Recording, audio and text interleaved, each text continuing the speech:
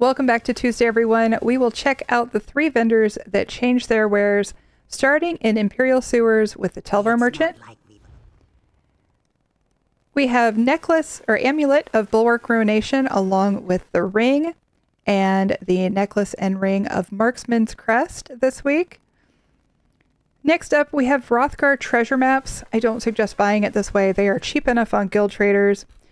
Hrothgar brings us Briarheart, Mark of the Pariah, and Trinimex's Valor, as well as a chance for one of 4 book furnishings. Remember, you need to have learned the eidetic memory of that book out in the wild first, before that character has a chance to get it out of the treasure map.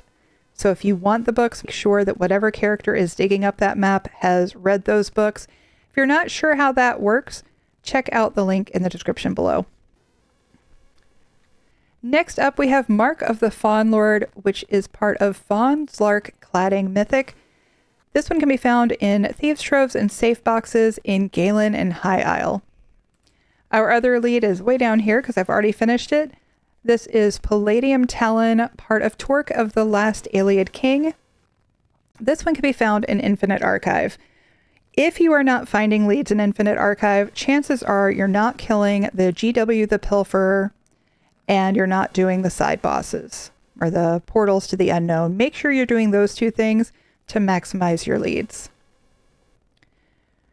All right, next up we have scripts. We have Bound Affix Script Brutality and Sorcery, adds Brutality and Sorcery buffs increasing weapon and spell damage.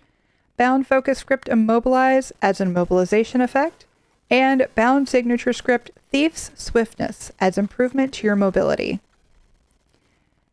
And lastly, we have Fragment of the Blind, which is one of 6 pieces of the Force Shock Wildburn skill style, and this one drops off of the final boss in the dungeon, Bedlam Vale. This is a guaranteed drop. It will drop off of the boss in normal difficulty, but if you prefer to avoid that, it is here for 25,000 Telvar. Okay, let's head to the Scholarium and see what scripts he has. We've made our way to the Scholarium. Scripts and grimoire. This week we have Bound Affix Script Savagery and Prophecy. Add Savagery and Prophecy buffs increasing weapon and spell critical chance. Bound Focus Script Disease Damage adds disease damage. Bound Focus Script Generate Ultimate adds ultimate generation.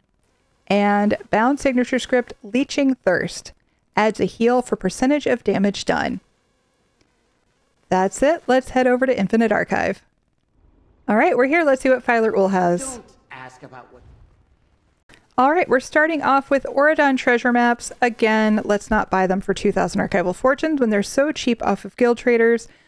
But in Addon, you can find Armor of the Veiled Heritance, Queen's Elegance, and Twin Sisters, as well as a chance for the Ancestral High Elf bows and chess motifs leads. But yeah, 2,000 archival fortunes is way too expensive.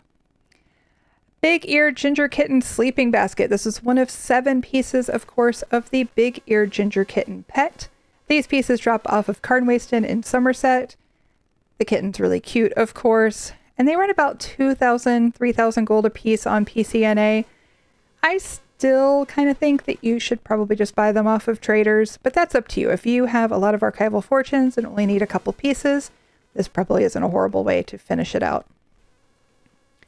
Our first plan this week is Blueprint Khajiit Table Round. This runs 12 to 15k on PCNA and about 12 to 50k on PCEU. Very basic base game pattern. Next up, we have Blueprint Necrom Dresser Elegant, running 12 to 15 again on PCNA and about 10 to 30 on PCEU. Most of them are on the lower end though. So these aren't the best. They're still a pretty good bang for buck in the conversion of archival fortunes to gold. But I find it a little bit easier to replace my gold. So I would probably just buy these off of traders, honestly. Next up, we have Companion Equipment Medium Armor. I typically do not recommend these. They are bound to you when you buy them this way. You get a random trait, so you're at the mercy of RNG. I just think there's better ways to get it. Our leads this week, we have Cultsmith Water Trough, which is one of 5 pieces of the Cult Blacksmithing Station. And this one drops off of the Solstice Public Dungeon, Callan Vale Gardens. Next up, we have a lead for Infinite Tome cover. This is part of the Infinite Tome, which is a book furnishing. And this one also drops in Infinite Archive.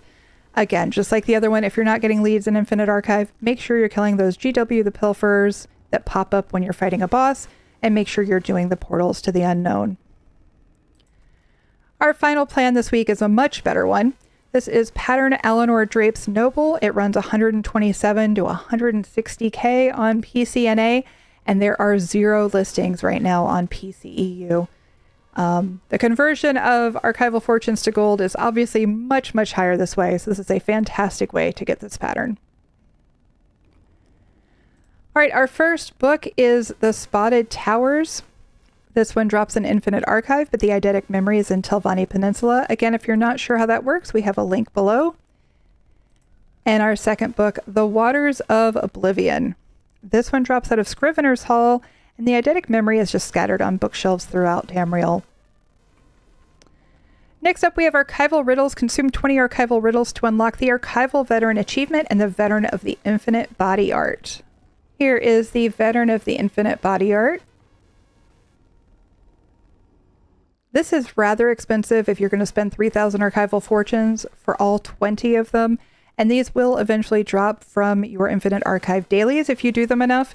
There is a curated order, but they will eventually drop, so that is how I recommend getting them. Our scripts over here, we have Bound Affix Script Expedition adds Expedition, a buff increasing movement speed. Bound Affix Script Mangle adds Mangle, a debuff reducing max health. Bound Focus Script Multi-Target adds a multi-target hit. And Bound Signature Script Gladiator's Tenacity adds damage reduction. Our style page this week is Troll King Mask. This drops out of Blessed Crucible, but when the style page drops, it's only about a 4-day window when they bring it back, and the RNG on it's pretty horrible. You have a higher chance of getting the style page if you have hard mode. Hard mode's not terribly difficult in Blessed Crucible. The drop rate is still atrocious though, so I always do recommend getting the masks when they pop up here. And finally, we have Regeneration Lilac Purple.